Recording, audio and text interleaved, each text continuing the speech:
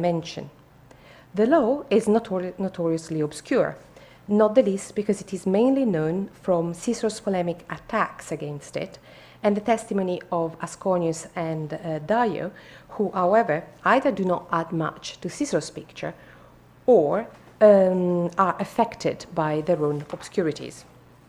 It is certain, however, that the law abrogated at least some provisions of the Leges Aelia et Fufia, in turn ill-known legislative measures of the 2nd century BC, and was concerned with regulations about procedure of the Decelo Servasse and the abolition in Cicero hyperbolic claims of all auspicia. According to Tatum's sensible reconstruction, the law required magistrates to announce the omens in person before the beginning of the assembly's business. However, as John Scheid has observed, Dio tells us that Claudius' law abolished only the jus obnuntiandi of the magistrates, but not that of the augurs. Here, there is a very important difference to keep in mind that is very well drawn out by Bartlett. The augurs held the jus obnuntiandi on the basis of their auctoritas, and this rested, therefore, on the mos maiorum. The magistrates, on the other hand, held the jus obnuntiandi on the basis of the leges aelia fufia and was connected to the sphere of their potestas, and allowed them, therefore, to exercise their divinatory control over another magistrate, he too a holder of potestas. It is possible to conclude with Bartlett that Claudius' law de obnuntiatione, on the one hand, abolished the jus obnuntiandi for the magistrates, while on the other, reinforced the same right for the augurs by inscribing it in law their duty to report the omens in person. As both Lindeschi and Tatum have noted, although with different emphasis, Claudius' law was in itself not revolutionary. If anything, it was rather traditional, wishing to restore a piece of sound augural doctrine while curbing the intestine conflicts within the elite. However, even if set within the context of a rather moderate program, which seemed to strive for the re-establishment of a proper working of the Commonwealth, it remains that in terms of principles, Claudius' law could be read, and I argue this is how Cicero read it, as achieving two aims. First of all, removing from the magistrates the power to interfere with popular assemblies, and secondly, imposing limitations, or better, enshrining in laws limitations on the actual practice of the augurs.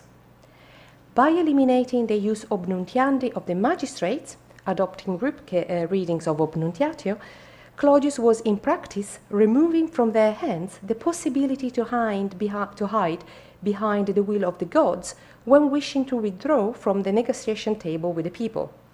However, and perhaps more interestingly, Claudius enshrined in law the regulation by which the augurs themselves had to comply, making them subject to the rule of law and removing any possibility of arbitrary power. While it is therefore possible that the law might well have been generated by an attempt to clarify an area of sacred law open to confusion and contestation, in the process of doing so, it also advanced a different conception of how the res publica should be constructed. Magistrates should not exercise obnuntiatio, therefore not interfere with the working of popular assemblies, while augurs, endowed with superior auspicia, should be subjected to law and deprived of any possibility of acting arbitrarily. When set in its intellectual and historical context, it is therefore possible to understand Cicero's emphasis on the augurs, not only and not so much as a boastful advertising of his own priestly college, nor as an ideological reflex or senatorial prejudice, and not even simply as an attack against his enemy Claudius, but rather as an actual intervention in the political and intellectual debate of his time on how best to structure and govern the res publica and their role to assign to religion in it.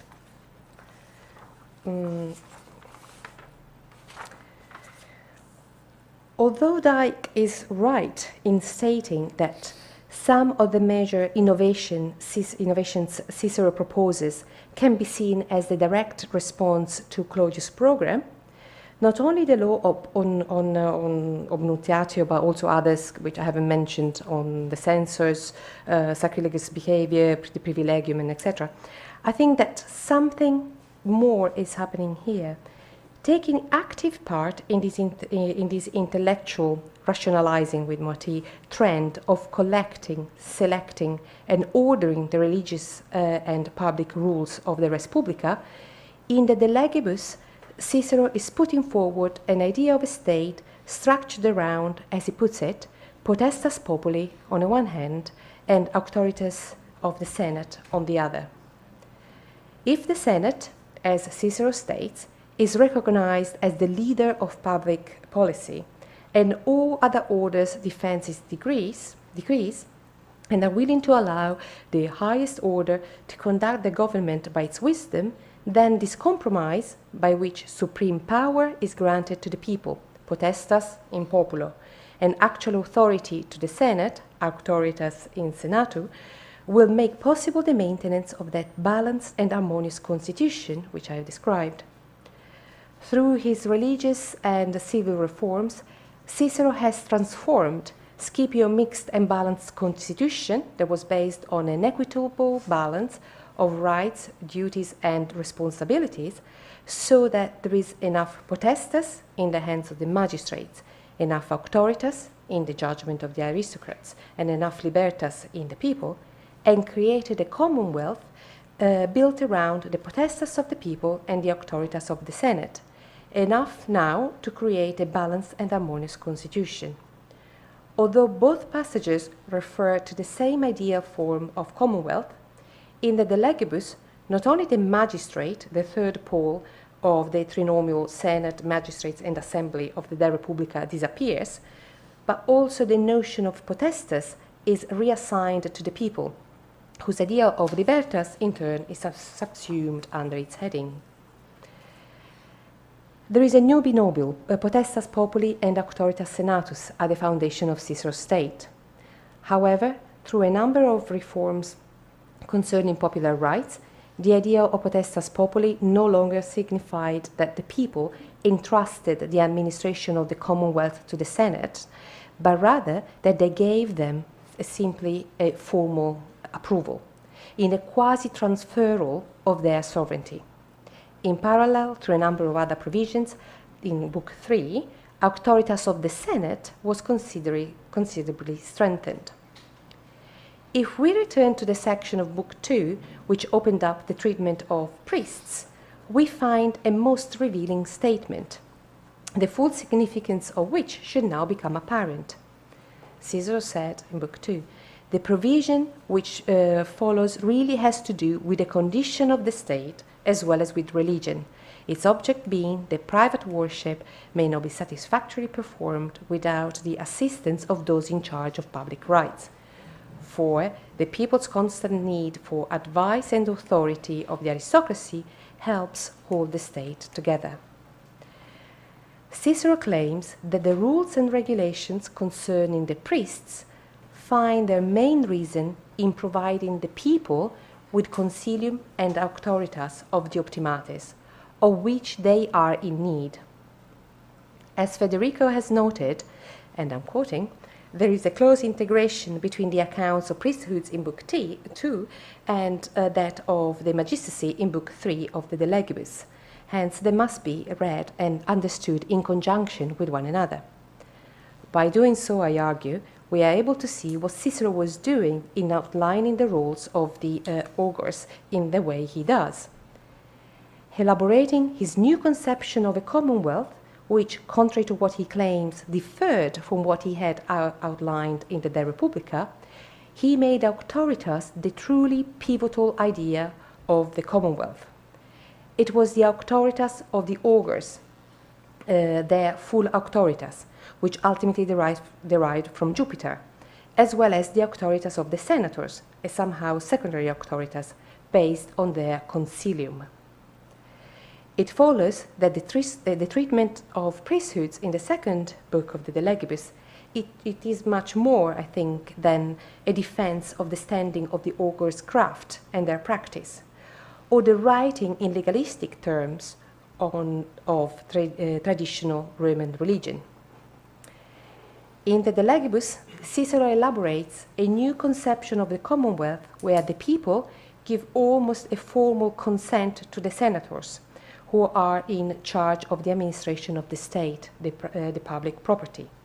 Importantly, Cicero states in Book 2, the working of this political structure is based on the fundamental premise of religious auctoritas. Not only when the state is firmly placed within the religious framework of the auctoritas of the augurs, that the proper functioning and flourishing of the state can be guaranteed. So to conclude, as Cicero says at the end of Book 2, has preserved to us, and I quote, "The most important thing to create a commonwealth is to establish religion."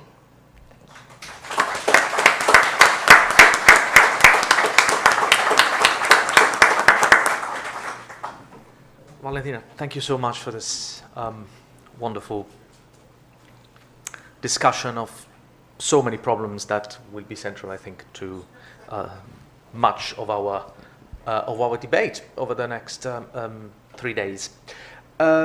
As you know, this is a bilingual conference, in fact a trilingual one, because tomorrow we shall have a talk in Spanish. So it's a trilingual conference, but very much in the spirit, I think, of the Newton scheme. And we are fortunate to have an expert linguist with us with the next 3 days, Assunção Medeiros, who will be summarizing in Portuguese the English presentations and shall be summarizing in English the Portuguese ones. Yes. Assunção, over to you. Thank you very much. Muito bem, boa tarde a todos.